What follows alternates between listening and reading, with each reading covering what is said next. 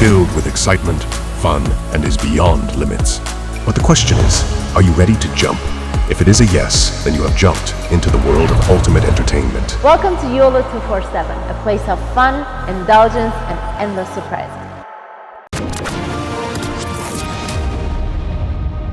प्रतिष्ठा हो गई, लाखों लोगों की भीड़ उमड़ आई और जनमानस में एक ऐसा जिसको कहते हैं ना एक हैप्पीनेस, सब लोग बड़े खुश हैं। लेकिन भारत के अंदर कुछ लोग हैं ना जो बड़े दुखी हैं, जिनको बड़ा दर्द हो रहा है। अलग अलग जगह अलग अलग किस्म के दर्द उनके उभर के आ रहे हैं। कोई लोग रो रहे हैं, कोई छाती पीट रहे हैं। सेक्युलर सोशलिस्ट वगैरह लिखा हुआ है तो पूरा वो डाला ये दिखाने के लिए कि किसी तरीके से भारत हो गया है फेल और भारत अब नहीं रहा उनके अकॉर्डिंग एक सेक्युलर कंट्री। बिहार ऑर्गेनाइजेशन ऑफ इस्लामिक कोऑपरेशन जो 57 मुसलमान मुल्कों का एक गठजोड़ है, ओआईसी का तो दिल टूट गया भाई। चाहे वो मोहम्मद बिन कासिम हो, चाहे फिर वो अलाउद्दीन खिलजी हो, वो गजनवी हो, वो गौरी हो, वो बाबर हो, वो औरंगजेब हो, फिलॉसफी सबकी एक ही थी। जय हिंद दोस्तों, मैं हूं मेजर गौरव और आप देख रहे हैं आज की ताज़ा तरीन खबरें। प्राण प्रतिष्ठा हो गई, लाखों लोगों की भीड़ उमड़ आई और जनमानस में एक ऐसा जिसको कहते हैं ना एक हैप्पीनेस, एक खुशी, एक आनंद का जो वहां पे हमें देखने को मिला वहां पे। और सब लोग बड़े खुश हैं। लेकिन भारत के अंदर कुछ लोग हैं ना जो बड़े दुखी हैं, जिनको बड़ा दर्द हो रहा है। अलग अलग जगह अलग अलग किस्म के दर्द उनके उभर के आ रहे हैं। तो कोई लोग रो रहे हैं, कोई छाती पीट रहे हैं, कोई अपनी कहानी सुना रहे हैं, कह रहे हैं बहुत गलत हुआ, बहुत गलत हुआ, ये हुआ। अब देखो यार, गलत हुआ सही हुआ उससे कोई फर्क नहीं पड़ता। आप लोग बहस कर सकते हो, करो, संविधान ने पूरा हक दिया है।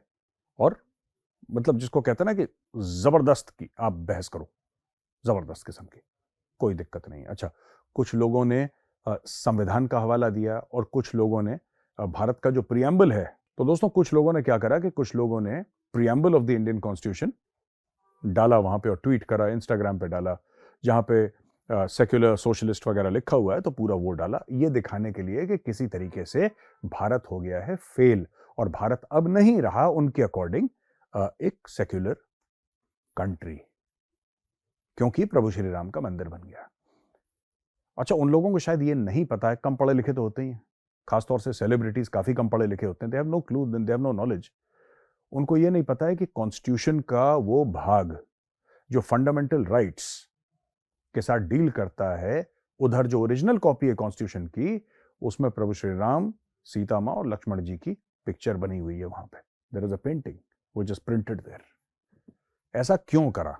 ऐसा इसलिए करा क्योंकि लोगों को विश्वास था बाबा साहब अंबेडकर और कॉन्स्टिट्यूंट असेंबली ने जब मिलके कॉन्स्टिट्यूशन लिखा तो उनको ऐसा लग रहा था कि कौन है, ऐसा कौन है जो इसका प्रतीक है कि लोगों के जो अधिकार हैं उनकी रक्षा की जाए, लोगों में समानता का एक भाव उजागर किया जाए। वो कौन है जिनसे आप समझ सकते हैं, उनका नाम सुनते ही कि जो अधिकारों की रक्षा करने की बात करेंगे, प्रभु श्री राम।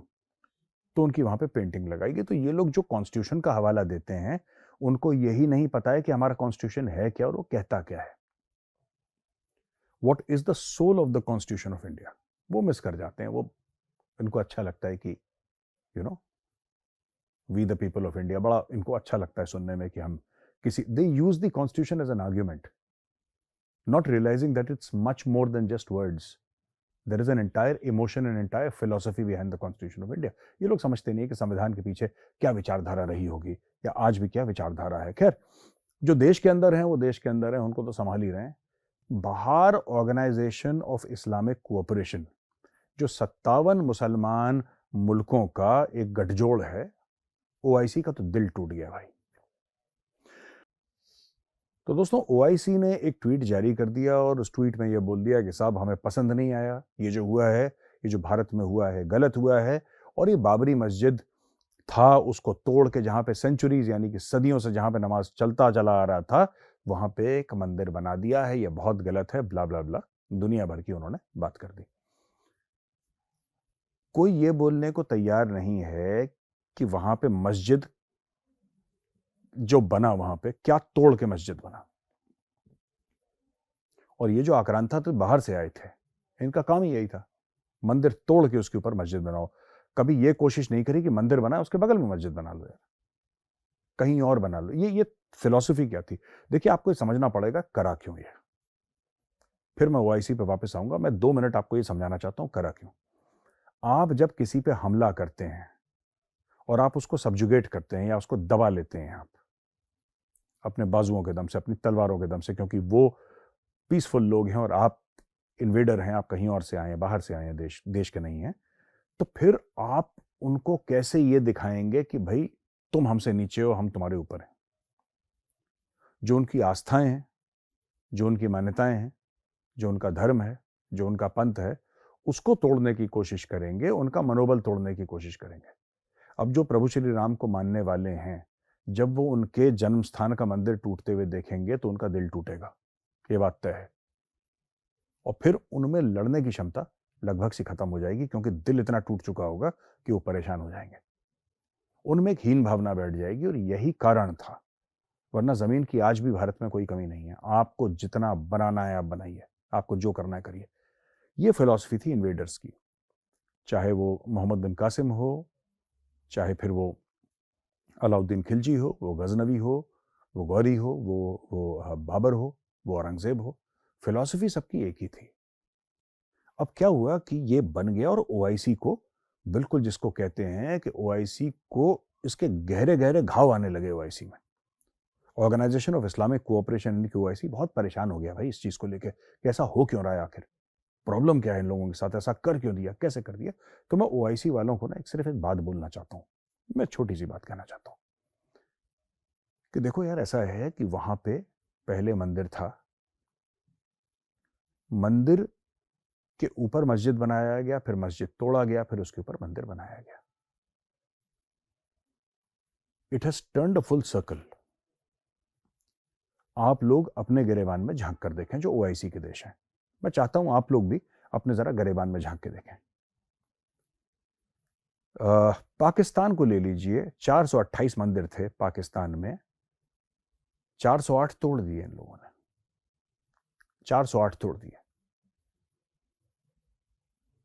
वहां पे बाकी जो बचे कुचे मंदिर हैं वो पता नहीं कितने दिन और चलेंगे, मुझे नहीं पता। या फिर हो सकता है कि मेरी गिनती में गलती हो, क्योंकि ये जो डेटा है ये करीब 1 महीना पुराना है। पता नहीं 1 महीने में और कितने तोड़ दिए होंगे उन लोगों ने, क्योंकि उनको तो ऐसा लगता है पाकिस्तानियों को कि सब आपका काम है। दूसरे का मंदिर, दूसरे का गुरुद्वारा, दूसरे का चर्च तोड़ो तो भाई ये बहुत अच्छी बात है, ये नेकियों में गिना जाता है।